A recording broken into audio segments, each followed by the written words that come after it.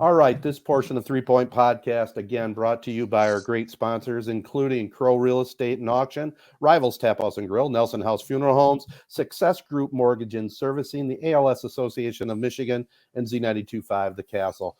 This is Tedertainment Tonight. I'm the star, of course, boys, right? So, I use that loosely. How many Emmys or how many Oscars do you have? I don't know. Maybe a Webby. We're working on a Webby. I mean, you put in more work than the rest of us in this category because, I mean, every time it's like you burn through like 10 TV shows a week. Meanwhile, I watched like 3 episodes. Yeah. So I think that's why you're kind of the star of it is you've seen everything. Whenever we talk about Tedertainment, I'm like, I've got the one thing that I watched I can add in. Well, I got a couple here, and I think I tweeted it, and I'll start with I don't know if you saw the Netflix movie Don't Look Up with DiCaprio, Streep, Jennifer Lawrence, kind of a satire on what's going on in our world right now. It's had mixed reviews, some people like it and some people don't. And it's almost right along the lines of the political world out there right now. But I found it to be pretty hilarious and spot on with what's going on right now with COVID and everything else politically in our country. And it's basically about a super giant meteorite that's going to hit Earth. And a lot of people say, no, don't even worry about it, including the president of the United States at that time. And then it's just mayhem from there. So that kind of sets it up without giving away the ending. But did you watch it and what'd you think? I saw it and I didn't really understand why it was getting these negative reviews. I thought it was, like I said, funny, great actors and actresses in it. Jonah Hill, I thought he was hilarious. Leonardo DiCaprio, his character was pretty hilarious too. I loved it, and you're exactly right. It kind of was a movie that sort of stuck with you for a couple hours afterward, where you start thinking about how sort of similar it is to kind of what we're dealing with, even with like the vaccine, where it almost feels like it's like monetized. Where, excuse me, maybe I have COVID. Where Pfizer, or knock on wood, where Pfizer and Moderna are like making this money off this vaccine. It sort of draws a lot of parallels to that sort of thing. And I think it's interesting. I think the movie was written before COVID, and they shot maybe half of it before COVID shut everything down. And then they just came back recently and sort of finished it. So I wonder what they might have changed between now and then, that after they sort of realized that this situation sort of played out in a way in real life.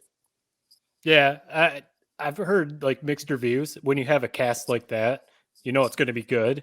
So like you just wonder then, like, so what direction are they going? Is this like dead serious, or are they trying to make a satire out of it? I heard some people say it was a little too satire. Like it was a topic that you could have actually like been serious about, tried to prove some points. But I haven't watched it yet. I want to at some point, but because I love Leonardo DiCaprio, he's as Jared said, he's season tickets to me. I will watch anything that Leonardo DiCaprio does. But so I'm curious. I'm curious to see, like, was it a little too satire, or is it just great? It depends. I mean, I can see the people that would not be too thrilled with it, and that would be the right wing side. There's no question about it. I mean, Meryl Streep played Donald Trump. Jonah Hill played Don Jr. Basically, wouldn't you say that, Jared? And it was definitely a slant against that political. A lot of the characters. I'm cool with that, Dan. I think I'll enjoy it. Okay. You're right. Maybe some of that, but it also, do you think that is where they were going with basically those characters was entirely off of Trump? That I could see that. Think so. But yeah, I mean, Meryl Streep even wore a red hat. Right. She wore the like MAGA type hat. Right. I could see that. I can definitely see why that would turn people away that, don't view it that way. But I didn't even connect the dots on that when I'm watching. So I'm just not as good of a TV viewer as you are. I'm not as seasoned as they would say, but no, I thought it was a great flick. How about the best part of this? And this is the way I always grade these type of movies. Think about how awesome it is that you were able to turn on your TV for free, basically for free, and watch a movie with Jennifer Lawrence, Jonah Hill, Leonardo DiCaprio. I mean, I don't care if the movie wasn't, and Meryl Streep. Sorry, that's my generation speaking. And just watch it for free, and it's a good flick. Like, it's just, I just like think people forget like how far we've come with this whole Netflix thing, man. It's awesome. Yeah. That was how I spent a Friday night this week. Was didn't have to go out, didn't have to go to the theater and spend $45, as you remember. I was able to just watch this from my couch, and that's how I grade it. It was an awesome movie for that reason. Well, along those lines, I mean, you know, when you have kids, Jared, it'll change. We, along in that sense, watched Hotel Transylvania 4 for free because it's streaming on Amazon Prime, and it's one of those that there's, you know, we've watched the first 3, and those are movies that like they're actually really good. That like they're for kids, but adults actually like them too. So we watched Hotel Transylvania 4, and it was really good. But yeah, I was going to ask you guys. We're talking about Leo and that movie and everything. Did you guys see the story that came out about the date that Leonardo DiCaprio took some girl on? I did see that. Yeah. So some girl, I forget her name. It's, you know, some girl came out and told basically TMZ or whatever about a first date that Leonardo DiCaprio took her on, and she basically said it was a date from hell, but it sounds like pretty cool actually. He basically rented out a whole theater. It was just them two, and they watched every Star Wars movie back to back to back to back to back to back to back, however many, there's 40 of those stupid movies. And the whole time he was apparently like he had lightsabers, and he was like acting like he was fighting off stormtroopers and stuff like that, performing the movies for her in the theater while they're watching them. And she said like it was a date from hell. I'm not a Star Wars fan, but I feel like that'd be a cool date. It's cool, and that's what's kind of wild about being somebody like Leonardo DiCaprio. That guy could take a girl on the weirdest of dates, do the weirdest of things, which is basically what he did. I'm gonna watch the entire Star Wars marathon, and it just has no bearing. The girl will still love him. They probably went on 10 dates after that. Yeah, that is just like maybe the coolest thing to be able to do. You can be unabashedly like yourself, basically just say, hey, listen, this is what I'm gonna do in my free time. I'm gonna go see these 10 Star Wars movies. You're welcome to join me. And she did. And there's a reason she still went on this date. And there's a reason she didn't leave after movie 1, 2, 3, 4, 5, or 6, or 7. She stayed for the entire thing. So that's all you really need to know about the date. Right. Yeah, awesome. That's pretty crazy. Another one on Netflix, I would say. But wait, you didn't give your Tedertainment? Yeah, I would say out of 3, 2.7. Does that sound about right, Jared? Okay. Yeah, good flick. Good watch. I mean, like I said, you got to put it on a whole new scale. It's like the Netflix scale, which in terms of Netflix movies and Netflix watches, I mean, it's a 2.9. Okay. I'll give you that. There's one other one I wanted to bring up that's on Netflix. I don't know if you had a chance to watch it. Starring Sandra Bullock, The Unforgivable. Have you seen that one? Haven't, but again, it's on the list because I've heard that's like her best performance of her career. She's really good in it. She plays a mother that is sent to prison for murder. You know, she spends, I think, 20 years in prison, and it's just the whole story after she gets out. And you know, it's a little bit predictable at the end. I won't give it away, but it's worth the watch. Sandra Bullock's outstanding in it. She's always been one of my favorites too. Yeah, that's definitely on the list. That's all I've heard. It's just, who's the other girl? Viola Davis? Is that the? Yes, I believe so. Yeah, people have said like they both should be up for awards. So definitely got to watch that one.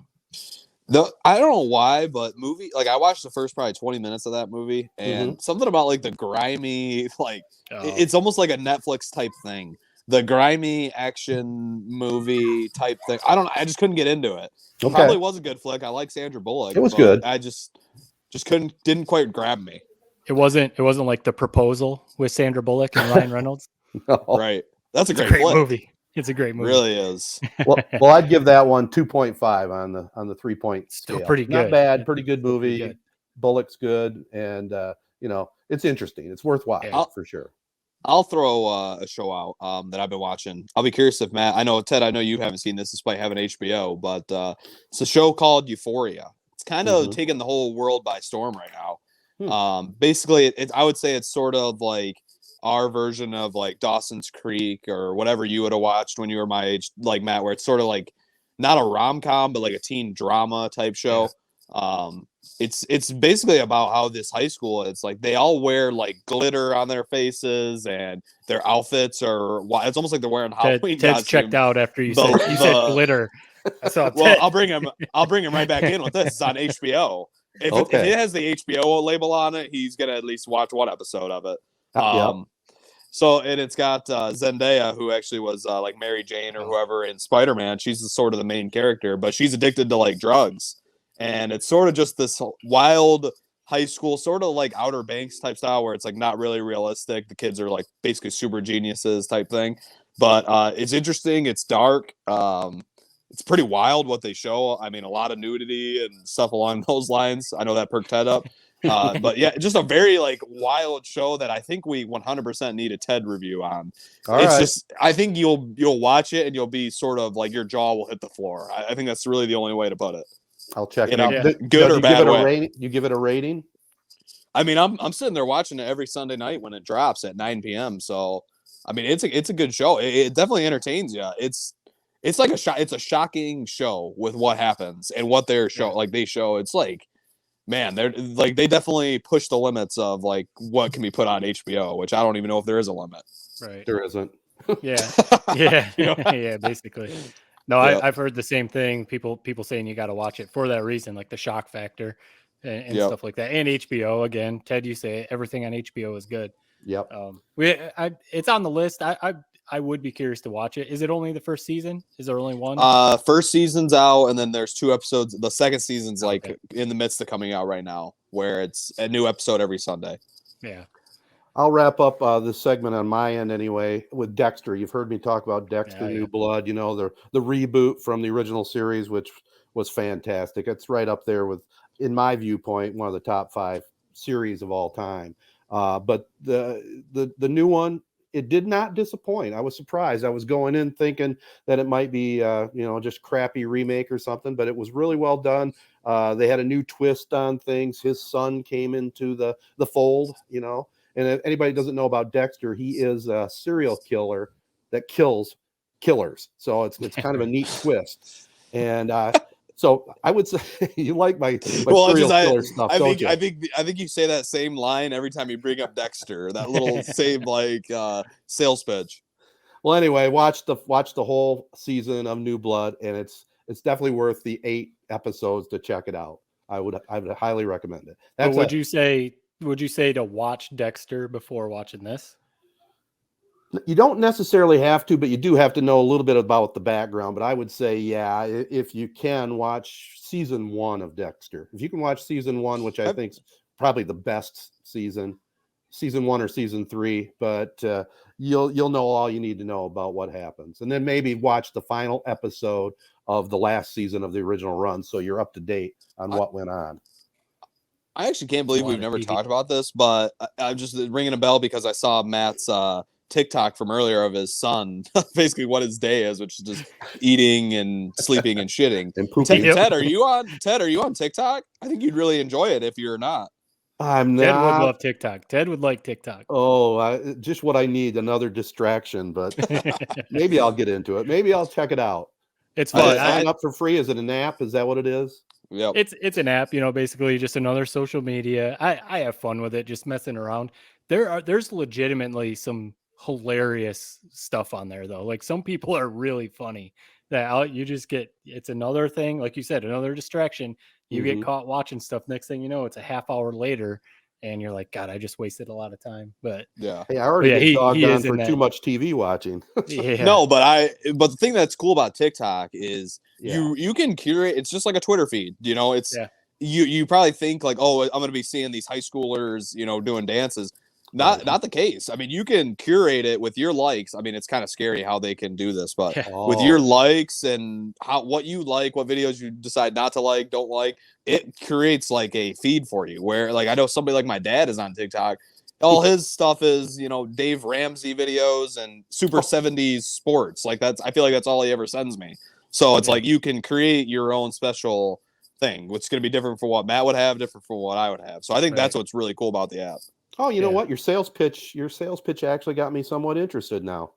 I thought it was just kind of, teenagers doing these crazy dances and No, it's celebrities doing stuff like that. But when you first log on, it will be. But after give it a day of you, maybe 30 minutes of you going through liking 20 videos, and it'll kind of curate it to what you like. Yeah. Yeah. Okay. And there is actually there's a lot of dumb stuff like anything, but there's actually a lot of pretty creative and funny stuff on there. So All right. just another thing, Ted. We're trying to help you stay in this century. We're trying I'll to check it out. I may not be lasting much longer in this century, fellas. But we're getting Ted in on TikTok now. The thing I was going to add for Tedertainment. So I talked about we caught up on Yellowstone. Right. We did move on. We started 1883 because we needed something to watch and we liked Yellowstone so much. The thing is, I was curious about was if Yellowstone was so good and set the bar so high, if like 1883 like stood no shot, basically. If Yellowstone was so good, 1883 just wasn't going to live up to it. Right. But with a cast like Sam Elliott, Tim McGraw, and Faith Hill, I think it lives up. We're caught up to where it is now. I like it. I like Westerns, so that helps. And Sam Elliott's fantastic, and I like it so far. I like it. It cracks me up, man. These TV companies, they see guys like you, Ted, like you, Matt, and they see a money pit when they have it, and they're just squeezing every drop. Isn't Yellowstone only like a couple seasons in, and they already have a origin season, 4 seasons in? All right, so I guess that's a little bit more time under their belt. But I don't. Is it really that good of a show? Like, yes, point blank, it's that good of a show. Would I like it? Or Would you like Yellowstone? Yes, 100%. 100%. I think so because I gotta tune into it. The acting is good and there's action. There's a touch of comedy. You get it's a great story. I think it really has everything. I was a little hesitant at first. I like Kevin Costner a lot, so I was like, okay, it's going to be good. But when you know how I am, we've done Tedertainment enough. When everyone was saying Yellowstone's amazing, Yellowstone's amazing, Yellowstone's amazing, I was like, all right, yeah. But I was like, all right, this is Costner though. I got to give it a shot. It is, Jared. I think you would like it. And then the one final thing on the 1883, even though it's set as a prequel, you could watch 1883 completely on its own, Yellowstone completely on its own. They don't really tie together. I mean, they at this point on their own. Yeah, at this point, you'd almost, if you didn't know Yellowstone, you wouldn't even think anything of it. Because I'm sitting here watching, trying to be like, all right, when are they going to get to Montana? Like, when is this going to start coming together? But no, it's good so far. All right. So how do I watch? Paramount Plus is yes. All right. So that I just got to fork over the cash and binge it. I'll do the free trial and just commit a weekend to it. Yep. There you go. I'm gonna do it. You have my word. I'm gonna do it. I don't know if it'll be in time for next podcast, but I'm gonna watch Yellowstone. I'm gonna give it a shot. I would, because you can now stream every episode. Where 1883 you got to wait. To watch it. So I'd start with Yellowstone for sure. See if you like it. All right, that's a deal. All right. Well, I think we did it, boys. We made it through another podcast. We'll have our final thoughts right after this.